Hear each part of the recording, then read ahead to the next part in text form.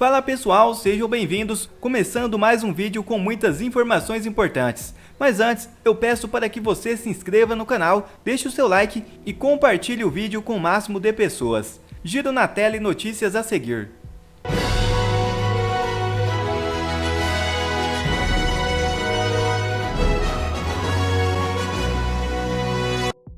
Moraes manda soltar Mauro Cid e homologa acordo de delação premiada. O ministro do STF, Alexandre de Moraes, concedeu liberdade provisória ao tenente-coronel Mauro Cid neste sábado.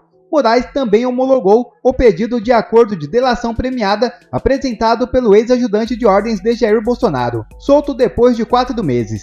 A PGR se manifestou contra a delação de Mauro Cid. A Procuradoria-Geral da República se manifestou contra o fechamento de um acordo de delação premiada entre a Polícia Federal e o tenente-coronel Mauro Cid, ex-ajudante de ordens do ex-presidente Jair Bolsonaro. Na quinta-feira, o G1 informou que a PF aceitou firmar um acordo com Cid. O antagonista confirmou essa informação. Os agentes só aceitaram seguir com as tratativas após a promessa de que informações prestadas pelo tenente-coronel chegariam à cúpula do Palácio do Planalto. Para a PGR, porém, é prerrogativa do Ministério Público Federal celebrar esses acordos. A posição, ainda de acordo com o jornal Carioca, já foi comunicada ao Supremo Tribunal Federal. A expectativa é que Cid possa contribuir com 3 investigações específicas: o inquérito dos cartões de vacinação, o caso das joias sauditas e a minuta do golpe. Em primeira mão, advogado analisa a delação premiada de Mauro Cid. Veja o vídeo. Boa tarde, um sábado para lá de movimentado aqui em Brasília.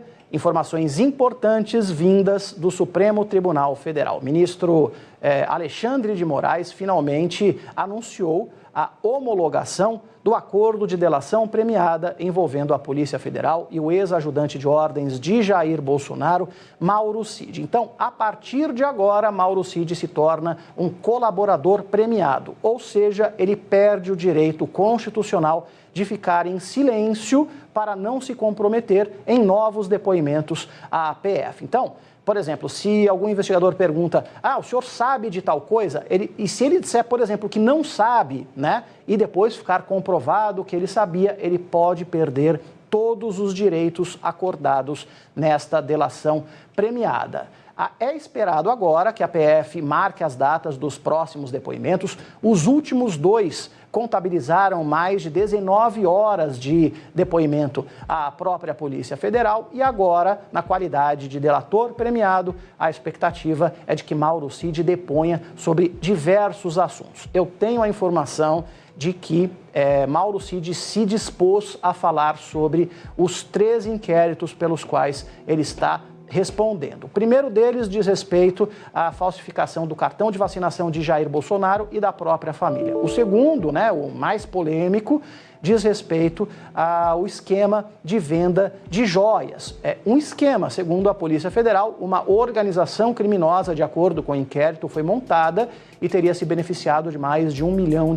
E o terceiro diz respeito à possibilidade, tentativa de golpe de Estado. E aí há uma subdivisão, Tem a relação dele com o hacker Walter Delgatti Neto, tem a relação dele com a chamada minuta do golpe, uma tentativa de decretação de estado de defesa para impedir a eleição do presidente Lula, estado de defesa no Tribunal Superior Eleitoral, e em terceiro lugar, todas as fake news, todas as tentativas de descredibilizar o sistema eleitoral brasileiro. Então, Mauro Cid se dispôs a entregar tudo, a falar sobre os 3 assuntos à própria Polícia Federal. Bom, doutor, vamos seguir falando. Então, é importante até a gente entender que esse passo da homologação dos mais importantes, para dar, de fato, sequência à delação premiada do tenente-coronel, mas há uma diferença muito grande entre confissão e delação. Qual é a premissa de uma delação que difere de uma confissão?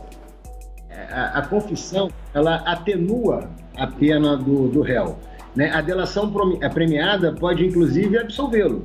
A delação ela dá amplos poderes para ambas as partes. É uma negociação como se fosse uma negociação particular entre pessoas, entendeu? Você tem total liberdade, enfim. E foi isso, eu acho que ao longo dos dias, das últimas semanas, é que veio se desenhando essa negociação. Ele apresentou, então, agora uma expectativa, homologou então um termo de intenção da delação premiada. Daqui para frente, então, ele apresenta as provas daquilo que finalmente o Alexandre de Moraes concordou em homologar, né? Vamos ver, a intenção, pelo que eu estava entendendo, era de bater nas 3 frentes, né? O Poder Judiciário, eles querem algo contra o presidente mesmo. Desde o início eles se colocaram nessa posição: queremos alguma coisa contra o chefe, o ex-chefe do Executivo. E para o Alexandre de Moraes ter aceitado essa delação, me parece que o caminho é esse. Me parece que o tenente-coronel caminha para delatar o próprio presidente da República, o ex-presidente da República. É o que me parece. E, professor, claro, até vou pegar um gancho na sua resposta, porque o que o próprio tenente-coronel Mauro Cid, que ele tem para falar, tem que ser algo revelador, uma informação nova, né? Ele precisa entregar ali elementos, provas que ajudem a comprovar o que ele vai dizer, porque tudo que ele já disse não interessa mais para a investigação. Justamente ele tem que trazer algo novo. Por isso, também que foi aceito, que tipo de provas, que tipo de elementos ele tem que ter em mãos para comprovar todas as informações que ele vai dizer. Então, o direito penal, o processo criminal, ele se baseia em 2 alicerces. É a materialidade do crime e a autoria desse crime, né? É isso que ele vai trazer. Porque não adianta você só alegar, você tem que provar as coisas que você está ventilando. Então, ele certamente vai ter provas de materialidade, já tem, dos crimes lá de falsificação, parece que já está comprovado. Vamos ver se tem envolvimento do presidente. Essa foi a questão pela qual o Mauro Cid foi preso, né? Ele foi preso pela questão da caderneta de vacinação. Isso causa até estranheza para nós, criminalistas, para os juristas que militam na esfera criminal, porque o crime de falso, na verdade, é um crime que é apenado de 1 a 5 anos. E a política pública criminal, ela recomenda que o cidadão, quando o crime não é com violência ou grave ameaça à pessoa e a pena não ultrapasse 4 anos, esse cidadão vai cumprir a pena, mesmo condenado, ele vai cumprir a pena solta. É a recomendação da Justiça. Essa é a orientação ao Poder Judiciário. Por que isso? Pela sobrecarga do sistema penitenciário, né? Se você for prender todo mundo que é apenado abaixo de 4 anos, você vai sobrecarregar muito o sistema penitenciário. Então, essa seria, assim, o norte. E prenderam o Mauro Cid. No dia 3 de maio, lá, prenderam ele pelo crime de falso, né? Então, você vê que está com muita energia. São 3 processos criminais com muita energia. Essa que é a questão. Então, professor, a palavra não é uma prova suficiente nesse caso, né? Precisa trazer materiais robustos, mensagens de texto, e-mails, fotos, tudo isso tem que estar anexado para comprovar a sua fala, né? Para o ministro ter aceitado essa delação, porque certamente ele se comprometeu a apresentar. Daqui para frente é o que ele vai fazer, ele vai apresentar. Acredito que os termos dessa delação devem ficar fechados a 7 chaves, até para não atrapalhar as próximas investigações, né? Mas certamente nos próximos meses, provavelmente a população vai estar a par de tudo que ele está delatando. E, professor, é claro, né, a Polícia Federal quer saber, né, qual é o envolvimento do ex-presidente da República, Jair Bolsonaro, nesses casos. Tem pelo menos aí 3 inquéritos, está envolvendo questão da adulteração de carteira de vacinação, de golpe de Estado e também questão da venda e da recompra de joias. Mas nesse caso, quem delata, nesse caso, né, Mauro Cid, ele tem que sempre trazer uma informação ou apontar quem está acima dele nessa cadeia, né? Seria também essa uma das premissas da delação, de saber quem ordenou e quem executou e montar essa espécie de pirâmide, organograma dessa organização? Sim. A delação ela tem por base, você delata ou alguém hierarquicamente superior ou no mesmo nível hierárquico que o cidadão. Então vem novidades pela frente, certamente. Eu não sei que novidades que viriam, né? E deve vir nas 3 frentes. Para o Alexandre de Moraes ter aceitado isso tão rapidamente, deve vir nas 3 frentes, nos 3 processos. E, professor, caso as provas que ele apresente não sejam suficientes também, pode haver algum tipo de cancelamento do acordo, consequentemente ali dos benefícios, como liberdade provisória? Como é que o senhor enxerga também essa questão também, caso aí esse caso, né, essa delação não cumpra como foi determinado? Então já o professor vai trazer mais detalhes para a gente. Agora sim, professor, a gente estava conversando aqui sobre outros detalhes sobre essa questão da delação premiada e o fato do ministro Alexandre de Moraes ter aceitado essa homologação de forma tão rápida, né? Eles tiveram ali encontro, a defesa de Mauro Cid com o ministro Alexandre de Moraes na quarta-feira, aí depois agora no sábado ele acabou aceitando essa homologação, que é uma das principais partes, né? A própria Polícia Federal, junto com o Ministério Público Federal, eles também olharam essas provas e viram que de fato pode ser então uma colaboração que pode ajudar no desfecho ou no encaminhamento dessas investigações. Por isso que é muito importante também a gente seguir acompanhando todos os passos, e essa agilidade, essa celeridade que foi feita, essa homologação também chama muita atenção. Professor, agora a gente está de volta aqui com a conexão do senhor, inclusive você estava explicando, né, dessa questão da hierarquia, né, precisa ser feita uma delação, mas sempre alguém no mesmo patamar ou acima, né? Eu gostaria que o senhor explicasse um pouquinho, porque a conexão travou ali bem nesse instante. Isso, exato. E a gente estava conversando outra coisa também, se pode ser revogada a delação premiada. Ela pode ser revogada, né? Se criou uma expectativa de direito, né? Mas, então, se ele não cumpre com a parte dele, certamente o Alexandre de Moraes revoga esse alvará de soltura, né? Essa prisão domiciliar que foi decretada. Certamente revogará. E não acredito que isso aconteça. O advogado do Mauro Cid é um advogado muito competente. Duvido muito que ele alegue algo que não possa provar, até porque ele responderia por crime. Ele responderia por mais um crime se ele alega algo que não possa provar contra o ex-presidente, né? Evidentemente. Uhum. Então tem todo esse perigo também do caso dele falar alguma coisa e caso não seja comprovado, ou ele falar, olha, isso eu não sei, mas durante a investigação descobrir, não, ele sabia de fato, ele teve um encontro com alguém que não foi citado, ou que ele acabou negando, tudo isso pode virar contra ele no final.